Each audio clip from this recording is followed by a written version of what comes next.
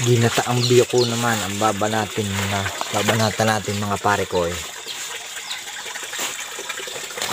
Biyoko.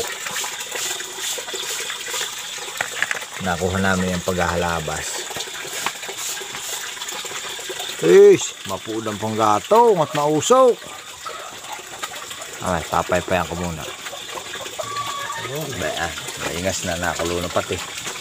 Babandian nga pala muna itong mga biyoko at na ito yung maalis sa kanilang tirahan. Tirahan! Maalis sa bahay. Sa tangkuhong ba?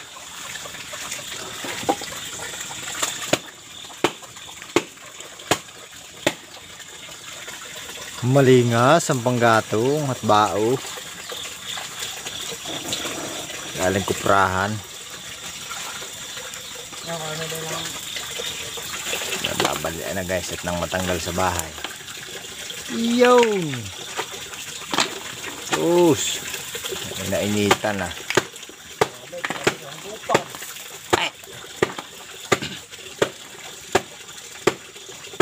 Yan ang mga teknik para madaling matanggal sa bahay.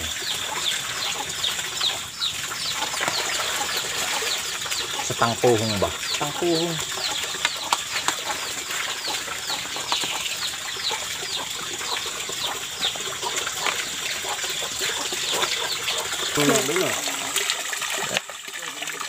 Tatanggalin na sa bahay. Sa tangkuhong.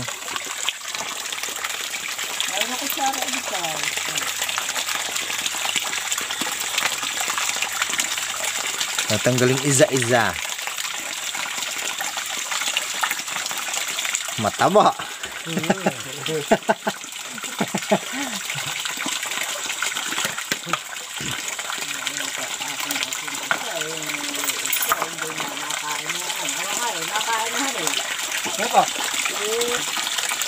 Yan, tatanggalin isa-isa. Oo. Alisin yung kinain.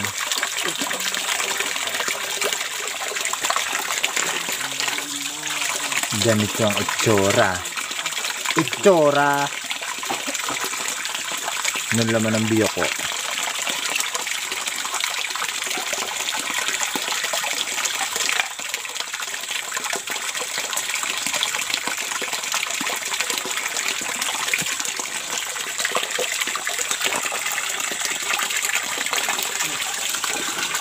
Ganito ang itsura ho na yan. Tatanggalan ng langis. Ng dulas.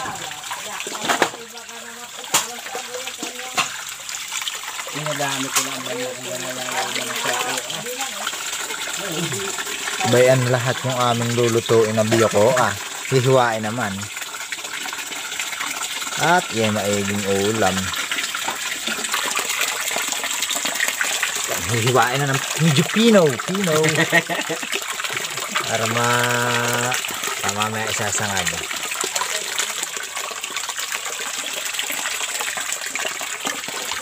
Dami-dami na yun. Biyokong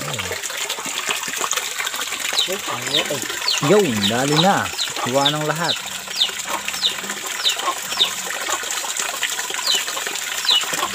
Mga talaga yung palahan na. Natin sa container ng luya. Lagyan natin ng loya pagsasangad para mabango. Ano na mga diskarte, mga teknik.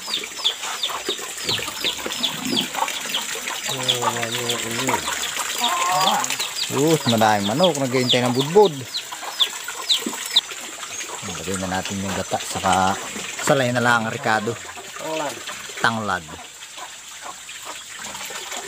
Palalagay natin yung sinangag na biyoko. Sama maaraw. Kaya mo na lahat yung tapos sa loob. Mainit ang panahon ngayon.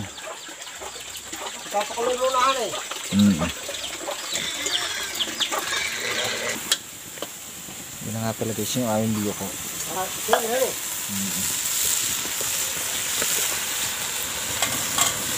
Malinis ang panggatong at bao.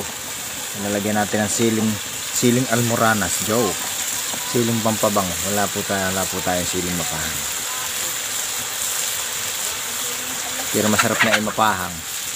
So, ito namang mga manok ay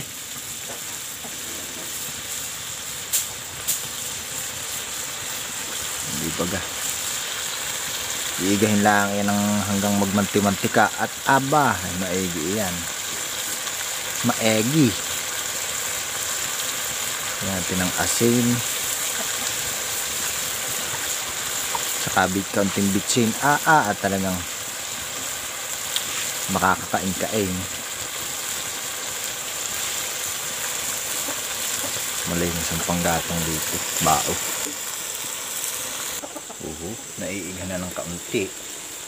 Mamanti-mantika na. Nagugutom na pati. Di ba ga? Yan na lang. Luto na. Langis manti-mantika na. Maigi. Yan. Pinag-ambiyo ko. Yan na mga diskarte pagluluto ng exotic biyoko.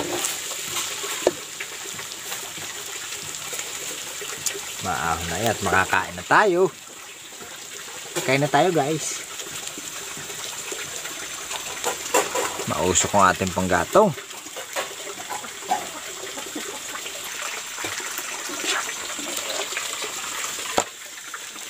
Ayun na siguro yan, honey. Ayun na yan, langas-langas na. Dito yung tubig dito, only water.